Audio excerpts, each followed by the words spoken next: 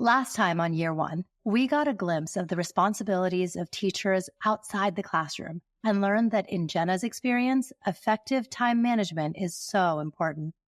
It was like every time I finished one task, I was like, oh, that's another thing I've been putting off. Or like, oh, I should probably do that while I have the time right now too. It was just like every time the list kept getting longer and longer and longer until I was like, I have to go eat dinner. Like, I can't do this anymore. On this episode, we follow Jenna as she navigates the fact that some of her students need special accommodations. This is Year One from Carnegie Learning, a podcast that chronicles all the ups and downs of one teacher's first year in the classroom. I'm your host, Kanika Chadha Gupta. Before we get into the specifics here, I think it's important that I share some background and a bit of context. So bear with me before we get to Jenna. Special accommodations are adjustments designed to help students with disabilities learn more effectively. Some examples of these might include things like giving a student extra time on tests, modifying their assignments to better suit their strengths, using alternative learning tools, creating a quiet space for a student sensitive to noise, and things like that. The bottom line is that these adjustments are all about making sure every student has a fair chance to succeed while still meeting the educational goals of the class. But what does the process look like to get these accommodations for students in the first place? This is where our veteran teacher, Maggie, with over a decade of experience working with students needing special accommodations, has some invaluable insights to share. If we notice throughout the school year, like the student is not progressing the way they should be on whatever assessments that we're using, then we might decide, okay, is it possibly a learning disability? Are they stronger in reading and lower in math? Is it maybe something with math? Or are they lower in reading but high in math? Sometimes we see, are they having problems decoding, retrieving that information? Maybe I could read something orally to them and their comprehension's fine. But when it comes to decoding the word and breaking it down and then like putting it back together and sounding out words, they're really struggling with that. So we look at academic stuff, but we also look at behavior. Are they struggling? You know, they talk about ADD or ADHD. Some kids have a hard time sitting still. You know, some kids truly can't sit still. Some kids, maybe it's just they need a different structure.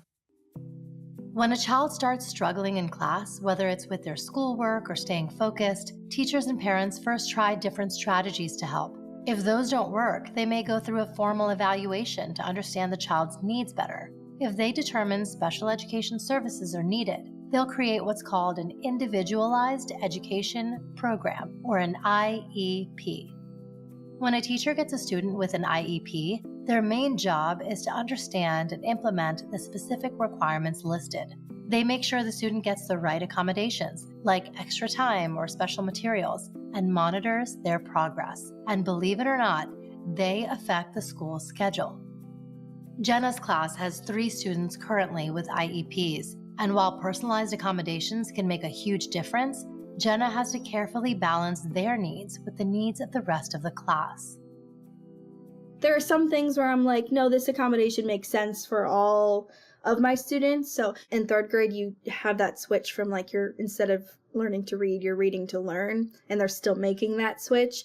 So we decided from like the beginning of the year until December, whenever we give a test or a quiz or anything, we will read it to them. And not all students need those. Like, I probably have 6 or 7 kids who could take every test without me reading a single thing to them and get an A on everything. But unless you work one-on-one with the student and pull each one individually, you can't accommodate to everybody's needs. I will do my best to implement it if that's what needs to happen. But some of them are just, they have to be individualized for those students because it's impossible to give every student that accommodation. Right now, we're writing a personal narrative story about a field trip that they went on, and some of my students have the accommodation to speech to text. They talk to their iPad and it types for them.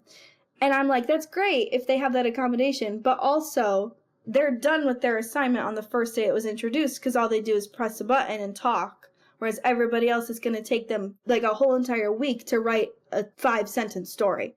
Because they're literally learning how to type. Like they don't. Today I taught them how to do a semicolon while they typed.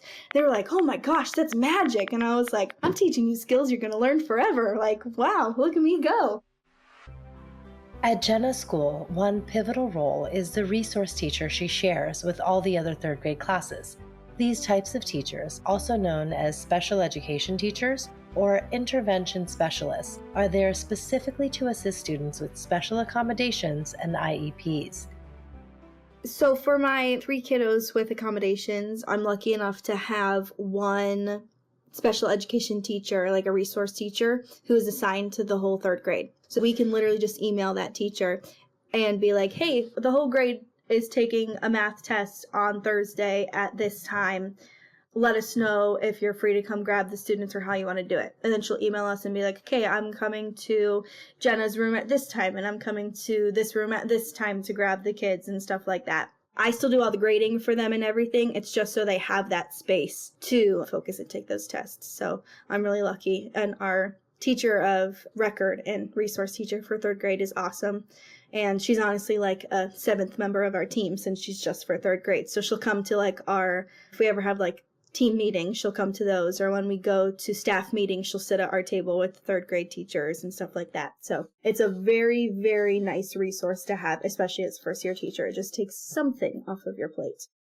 There's one teacher who anytime we take a test or a quiz or anything like that, she actually takes those students out of the room so they can go test in small group, because that's almost guaranteed to be an accommodation on a lot of students' IEPs is small group testing or individual testing. So that way they can have that space without distractions and, just step away from the environment so they can focus and do their best. So having that teacher of record for just one grade level is a life changer. I remember the first time we gave a quiz, we hadn't communicated the expectation of that with our resource teacher for 3rd grade. And I had 4 students who needed accommodations. I tried to pull those 4 students over to the side. Plus, I pulled 2 new students that I had who were on like the very, very low level, who they technically didn't have any accommodations or they weren't documented in any way. But I was like, I can tell that's the direction it's going to go, so I'm going to go ahead and give these accommodations to them now so I can use that data to say like, hey, I did this and this worked, sort of thing. So I was like proactively taking other students too, and oh my God, it was horrible because it was the first quiz of the year. Everyone else who I wasn't working in a small group with was like talking and shouting and like trying to figure things out, and the small group I had was not staying on task or together, and I was like, dear Lord, like this is a nightmare.